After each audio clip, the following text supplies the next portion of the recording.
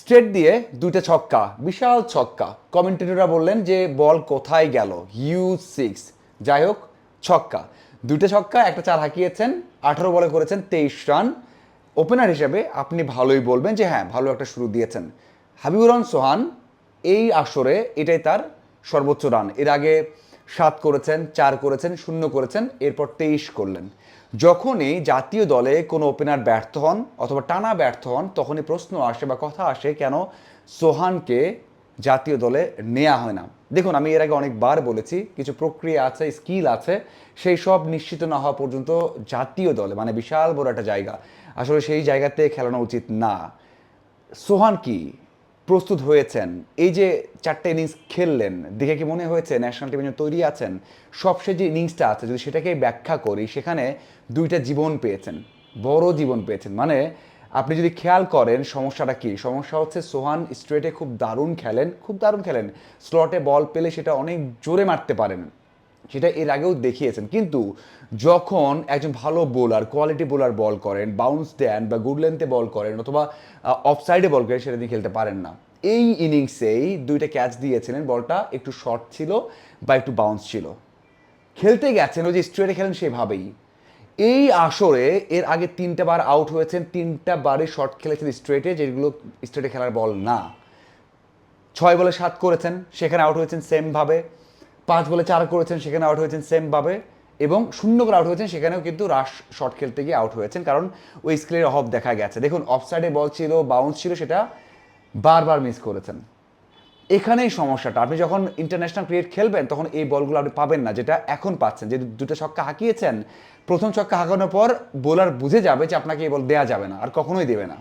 আপনি সেখানে বল কিল করবেন, বল কিল করার পরে দলের 12টা বাজাবেন বা দলের ক্ষতি করবে, এটাই নিশ্চিত, এটাই হয়ে থাকে। যেটা এই জায়গায় দেখুন, দুইটা ছক্কা একটা চার হাঁকিয়েছেন, মানে 12 আর 4 16 করেছেন, কিন্তু তারপরেও 18 বলে 23 রান সিঙ্গেল করতে পারেননি, যেগুলো কাট করার করতে পারেননি, পয়েন্টে খেলার কথা করতে পারেননি। এই যে স্কিলটা, এটা আপনি যদি প্রক্রিয়া না থাকেন, আপনি যদি বিকেএসপি থেকে তৈরি না হন অথবা কোনো একাডেমিতে খুব বেশি দিন প্র্যাকটিস না করেন, ভালো কোচিংয়ের মানে কোচিং স্টাফের অধীনে কাজ না করেন, এগুলো আসবে না। সোহানের হিটিং অ্যাবিলিটি জোস, মানে এর থেকে ভালো হয়তো বা খুব বেশি জনকে পাবেন না, বাট জোস। আমরা যদি বলি যে ওই যে ইমার্জিং এশিয়া কাপটা ছিল, রাইজিং স্টার্স এশিয়া কাপটা, সেখানে সূর্যবংশী দারুণ খেলেছেন, সেখানে হংকংয়ের এগেনস্টে 35 বলে সেঞ্চুরি করেছেন, 34 বা 35 বলে সেঞ্চুরি করেছেন এই সোহান। আবার ভারতের এগেনস্টে 46 বলে করেছেন 65 রান, সেখানেও 5টা ছক্কা ছিল।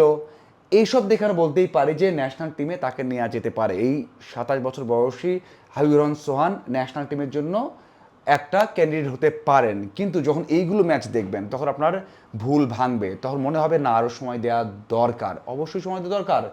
17 সালে স্কুল ক্রিকেট খেলেছেন, সেই সময় হয়তো 200 রানের একটা ইনিংস খেলেছেন অথবা বিশাল বড় একটা ইনিংস আছে। এরপর টানা কর্পোরেট ক্রিকেট খেলেছেন, কর্পোরেট ক্রিকেটে দারুণ করার পরে 21 সাল থেকে ঘরোয়া ক্রিকেট খেলেন, মানে টপ লেভেলে এনসিএল, বিসিএল, ডিপিএল খেলেন। সেখানে কিন্তু খুব বেশি পরীক্ষা দিয়েছেন তেমনটা না। দুইটা ইনিংসের কথা বললাম, সেটা রাইজিং স্টার্সের। এরপর ঘরোয়াতে ফার্স্ট ক্লাস ম্যাচেও কিন্তু খুব ভালো করেন না, 21 করে রান করেছেন। ডিপিএলে 27টা বা 30টা ম্যাচ খেলেছেন, 27 করে রান করেছেন। এবং তার স্ট্রাইক রেটটা চোখ কপালে তোলার মতো, এক কথায় কপালে তোলার মতো। তার স্ট্রাইক রেট হচ্ছে 135। এটা দেখে আপনি বলতে পারেন যে ভাই, ওপেনিংয়ে তো আমরা নিতেই পারি টি-20তে অথবা ওডিআইতে, কিন্তু খেলা হয়েছে বিকেএসপি, মিরপুর, বিকেএসপি 1 2 3 যেই উইকেট বল হোক না কেন, সেখানে রান করতে পারবেন। উইকেটটা খুব ব্যাটিং ফ্রেন্ডলি থাকে, আপনার 4 ছক্কার বাউন্ডারি খুব ছোটো থাকে, সেটা হতেই পারে। এবং সেজন্যই কিন্তু ন্যাশনাল টিমের যে প্রক্রিয়াগুলো সেখানে তিনি এসেছেন, অস্বীকার করা যাবে না। বিসিবি তাকে বিবেচনায় রেখেছে। কিন্তু এখনই কি জাতীয় দলে? যদি আমরা বিপিএলটা দেখি, বিপিএল তো টি-20তে নেওয়ার জন্য উন্নত মাধ্যম। সেখানে তো কম্পিটিটিভ ক্রিকেট হয়, সেখানে দেশের সেরা বোলাররা বল করেন, সেখানে বাইরের বোলাররা বল করে। সেখানে কেমন করেছেন? 22টা ম্যাচ খেলেছেন বিপিএলে, 50 নেই, সর্বোচ্চ 43। সবশেষ যে বিপিএলটা ছিল 8টা ইনিংসে রান করেছেন 89। বিএল 82টা বল তিনি ফেস করেছেন, সর্বোচ্চ রান তার 30। এক কথায় ব্যর্থ, গড় তার 12। তাহলে কিভাবে বুঝবেন যে তার কোয়ালিটি সেই লেভেলে আছে, তার স্কিল সেই লেভেলে আছে? দেখুন, আমি এক কথাই বলতে চাই যে স্কিলটা অনেক বেশি ডেভেলপ করতে হবে। আমরা যে অনেক বেশি হাইপ তুলি যে national team, national team, national team, national team, ভাই অনেক অনেক অনেক কঠিন জায়গা।